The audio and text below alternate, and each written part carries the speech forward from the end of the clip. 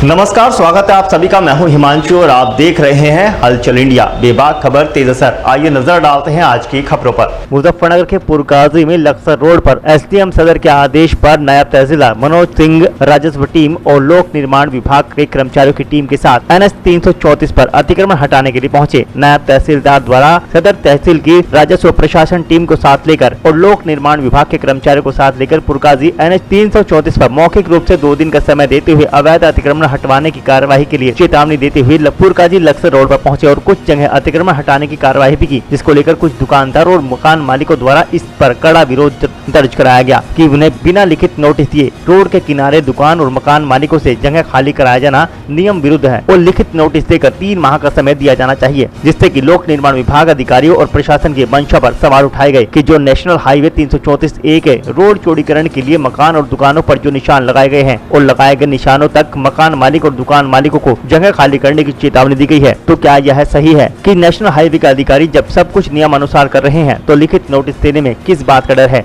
यहाँ तक कि लोक निर्माण विभाग के अधिकारी रोड की चौड़ाई के संबंध में भी सही जवाब नहीं दे पा रहे। लक्सर रोड पर भारतीय किसान यूनियन तोमर के राष्ट्रीय सलाहकार परवेज एडवोकेट अजय गोयल, महावीर, धर्मवीर, आजाद, शहजाद, सुलेमान आदि मकान व दुकान मालिक मौजूद रहे, जिन्होंने लिखित नोटिस देने के लिए टीम से कहा। नायब तहसीलदार सदर मनोज सिंह और राम सेवक सहायक AC शर्मा, अभियंता राष्ट्रीय मार्ग लोक निर्माण विभाग गाजियाबाद और तारकेश्वर अभियंता R खान, LA अमीन ने अपनी पूरी टीम के साथ और पुरकाजी पुलिस टीम को लेकर लक्सर रोड पर सभी दुकानदारों और मकान मालिकों को 2 दिन का समय दिया और कुछ जगह पर छोटी मोटी तोड़फोड़ की कार्रवाई भी की। पीछे भी कई बार टाइम दिया जा चुका है, अखबार में भी ये सब आ चुकी है। मेरे साथ PWD के अधिकारी हैं और मुझे ऊपर से आदेश मिला है, उप जिलाधिकारी महोदय ने आदेश किया है। यहाँ पे सड़क के चौड़ीकरण का कार्य अभी गतिमान है, उसके उपलक्ष्य में पीछे पैमाइश हो चुकी है और पैमाइश के उपरांत निशान भी लगा चुके हैं।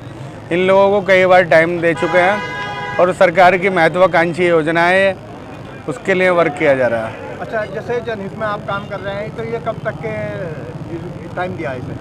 अब 2-3 बार पहले भी इन्हें टाइम दे चुके हैं, अब इन्हें कल तक का टाइम दिया है। कल तक का टाइम दिया है, तो इन्होंने क्या कहा है इस बारे में? इसमें कहा है कुछ लोग समझ भी रहे हैं, कुछ लोग उसका विरोध भी कर रहे हैं।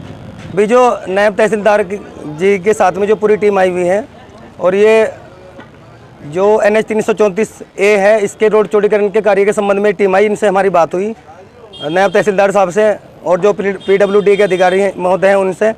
तो मेरा इनसे एक ही सवाल था कि जब आप लोग बता रहे हैं कि यहाँ पर जो दुकानदार हैं और दुकान मालिक लोग हैं उन्होंने अवैध अतिक्रमण कर रखा है, तो मेरा इनसे एक ही सवाल है कि आप लोग अगर कोई चीज़ मतलब आपकी अगर ज़मीन है, आप इसको कब्जा मुक्त कराना चाह रहे हैं और आप बता रहे कि हमने अवैध अतिक्रमण कर रखा, तो आप लोग हमें नोटिस क्यों नहीं दे रहे?